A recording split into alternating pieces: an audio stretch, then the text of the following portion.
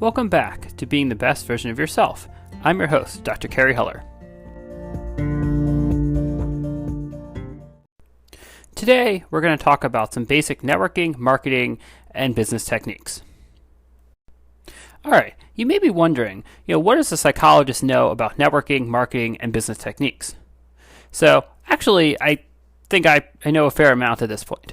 So, on the one hand, think about, as a psychologist, one of the things that I do is understand human behavior, how people operate, what motivates people.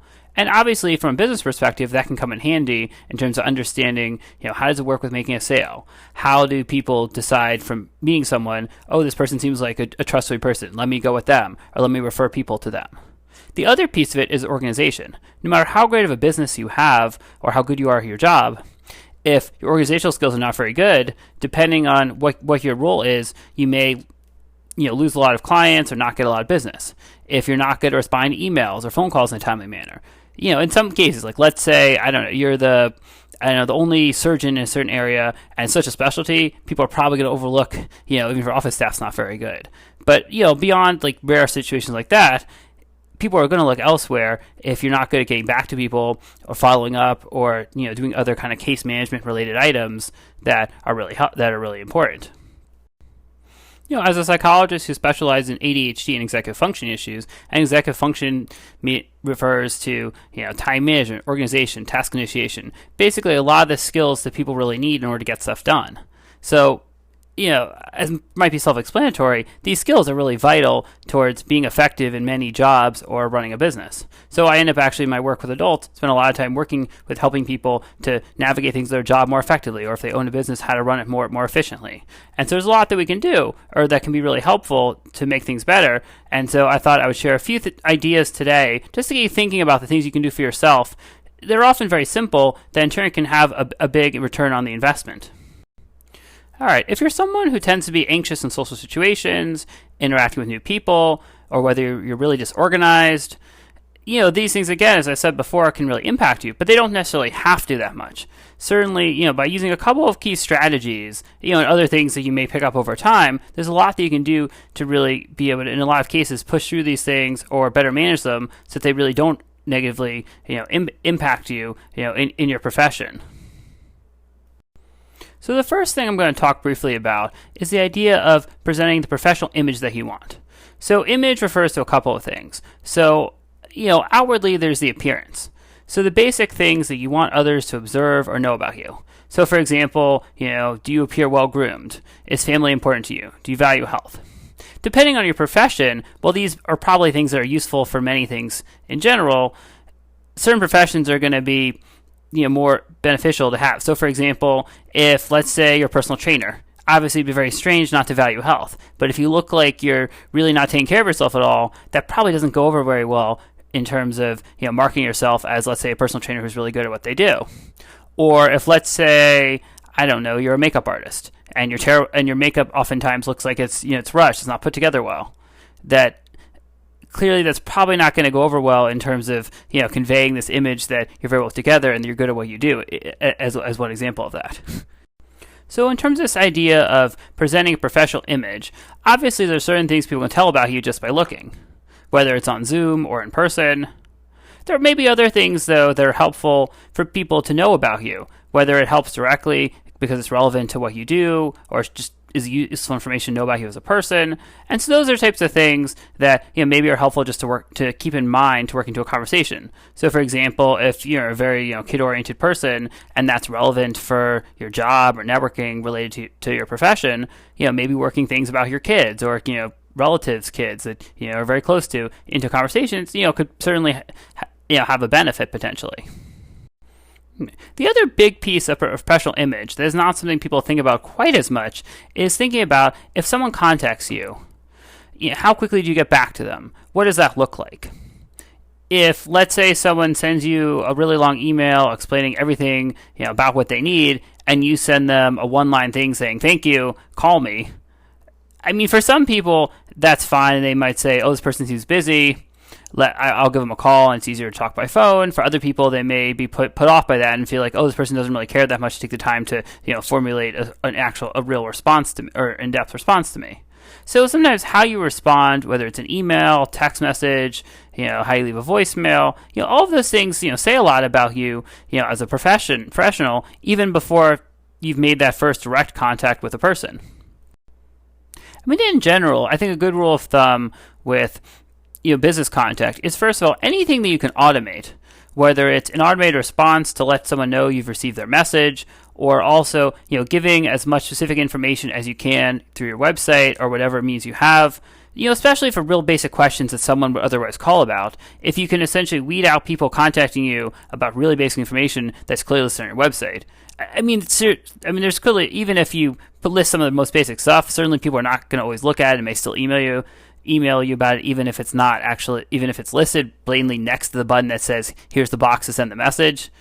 But I can tell you from personal experience that definitely happens. But in any event, the more information you can put, the less likely you are to get flooded with contacts for simple questions that could be answered without you having to respond to anything. I mean, obviously, you can't automate everything in terms of response, and you're going to have to talk to clients or whoever they are, depending on your profession. In most cases, face to face, by phone, by text, by email, some combination probably. So, thinking about how do you figure out ways to get back to people in a timely manner. So, on the one hand, thinking about trying to schedule some breaks in at different times of the day can be helpful to ensure you have some time to respond to emails or phone calls in a timely manner. The other thing to also think about is, let's say there are times where, I don't know, maybe the afternoon, evening are super busy, or the morning you really just don't have time usually because of your job to respond that much. In some cases you can also, whether it's on your voicemail or an email, say to people, I'll happy to get back to you. By the way, if you call after such and such time, I may not get back to you until the next day, or, during such and such times, I'm usually not available, so please be patient, I'll get back to you. Just, something that kind of gives a sense of your schedule, for some people can be really helpful if they expect a response. I can remember one example of someone that probably must have, I realized in looking back through my call log, had probably called my office, maybe like 5 or 10 times over the course of a week. Finally, I think they left a message, and then, I called them back pretty quickly, and it turned out that they assumed that, I had someone always during office hours that would answer the phone, and so they figured why leave a message, someone would pick up.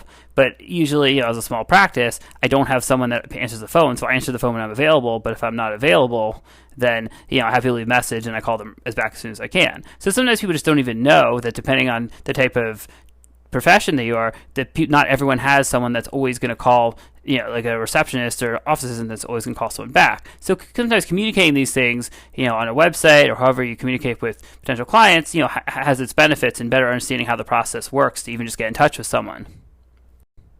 Going back to the idea of automation for a minute, one simple way to make things a little bit faster, which in turn also allows you to respond to people more quickly, is if it's by email, for example, you can often create a template or a canned response, which actually, if you have a Gmail account, there's a section, if you click, there's little dots on the far right side when you create a new email, and it allows you to save an email as a template. So what you can do is you have a basic framework for explaining some certain things about yourself, or if there's specific questions that are pretty commonly asked, you can have a template that sort of fills those pieces in, and then you individualize it for each person.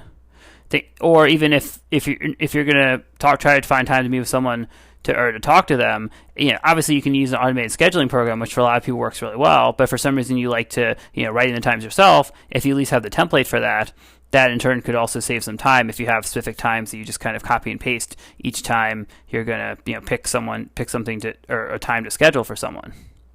So again, just the bottom line here is automating stuff as much as you can certainly can help in things looking more professional, and certainly as long as it's clear, it doesn't look like you literally copy and pasted something. A good rule of thumb is don't copy and paste stuff with someone else's name and paste it into that email. That usually does not go over very well. And for any templates, probably saving one without someone's name in it is probably a good idea. So, one of the questions I get asked a lot is, how do you keep track of people that you've met or interacted with to be able to refer to collaborate with on things? Because sometimes, just because you meet someone once, maybe you get lucky and they say, oh, this person seems great, let me give them lots of business. In most cases, it doesn't really work that way, and a lot of times you have to get to know someone and interact with them in lots of different times to really, see a direct connection in some way, or you end up just collaborating on whether it's a case or some sort of event that you work at together, whatever it is. A lot of times it's seeing someone multiple times can often help with developing more of a better relationship with them. So in terms of keeping track of people that you met, I mean, a good rule of thumb is to keep some way of recording the interaction. And by recording, I don't mean videotaping them to remember what they look like. That probably would be a little creepy. But, I mean, obviously with LinkedIn, as one example, that obviously they're usually pictures. So if you add someone on LinkedIn when you first meet them, or after you first meet them, it's a good way to at least have some connection to them. And, you can kind of, as long as you remember their name, can go back and look up their information.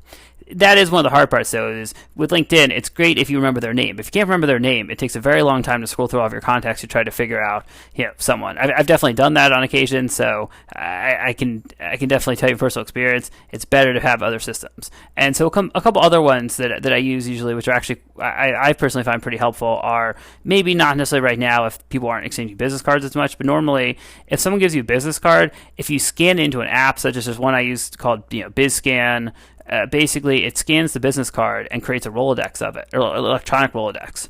And so what's cool about it is that as long as you either remember their name or any enough information about the card that you could search for it, then you basically pull up the card, it's right there, and you can also add in notes. So if there's certain stuff about, this person specializes in this or that, you can connect it to the card and be able to go back very easily and find that person later. Another simple way of keeping track of people that you meet is to add them to some sort of database. One idea is to simply have a Word document or a Google Doc, and you organize, basically have the name of a category that's relevant, and then you put their name or copy and paste information from an email, like their signature line or a copy of their business card. So that's one way of doing it. And then if you need to look up information, as long as you remember kind of what they do, you look at the category in the document and you find them. You could also do it with an Excel spreadsheet. Or if you like the idea of an Excel spreadsheet, but don't really like actually putting stuff into the spreadsheet, you could create a Google form. So if you create a Google form, you basically create the questions that you fill in an answer, and then there's a way where under settings, where you can go in and set it up so that Google form automatically puts all the information, in specific places into a Google Sheet, which is like Google's version of Excel. And so then you basically have a nice database, but you don't have to actually type it in each individual line. Answer the questions, so it prompts you for specific information, and in turn you then still get this really nice, Excel-like output that you can then go back to when you need to look up people's information. Okay, so being able to find someone's contact information is really helpful, and obviously, if you're not organized enough to keep track of it, that does make it hard. One of the other things that can often be helpful with the business type of stuff that we're talking about with networking and to some degree marketing is thinking about how do you maintain contact with people. So again, if you meet someone once, that's great, but usually relationships get built after meeting someone or interact with them multiple times. So a couple of simple ways to think about maintaining contact with people are certainly going to events where you see a lot of the same people over and over again can be great, because you're often going to meet new people, but you still get to see the same people as well, and the continuity can be really helpful. Other ideas include if, let's say, someone, gives you a referral, write a thank you note or send an email. Just something like that can oftentimes help, because then it shows the person that, hey, I gave you this person your information, they followed through, and they took the time to write me a quick note. Or social media interactions can be a great way to connect to others, stay connected. So if, let's say, you meet someone and you connect with them on Instagram or Twitter, comment on a post. Obviously, make sure it's an appropriate comment, but that can be a great way, because there may be reciprocity. So if you start commenting on their post, maybe they'll start commenting on yours, and maybe in some cases you get a back and forth conversation going, or maybe you don't, but at least there's still that continuity. They're going to remember you if they pay close enough attention to their social media.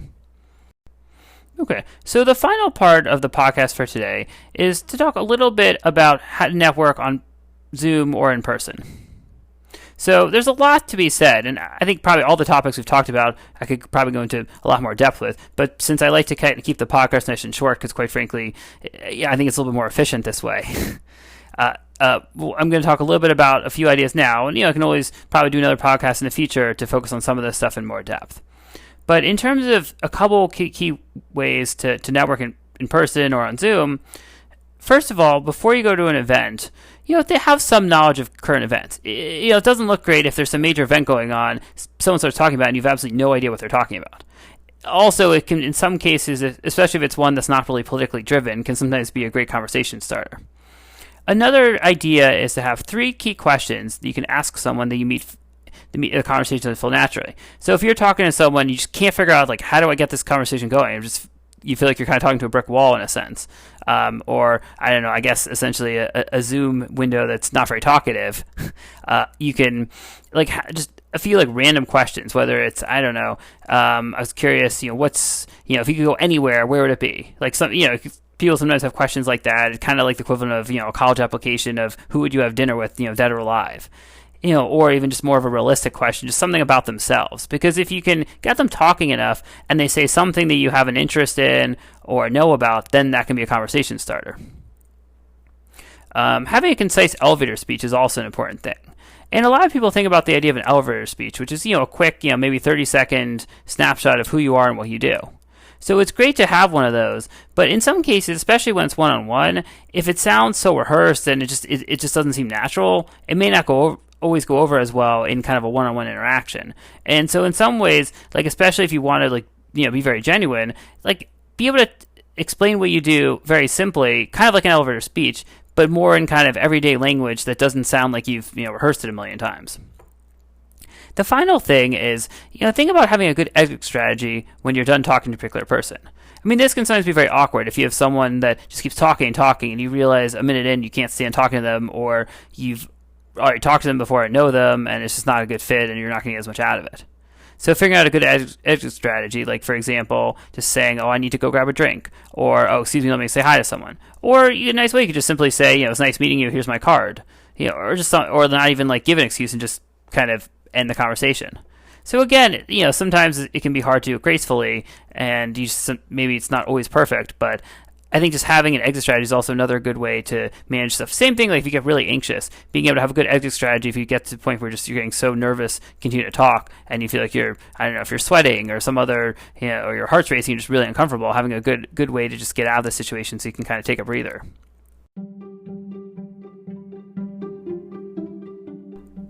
All right, so now we've talked about a couple of basic, networking, marketing, and business-related items. Hope this is helpful, and I'll definitely try to provide some, future podcasts and maybe go into a little bit more depth in some of the things I've talked about today. Until next time, this is Dr. Kerry Heller.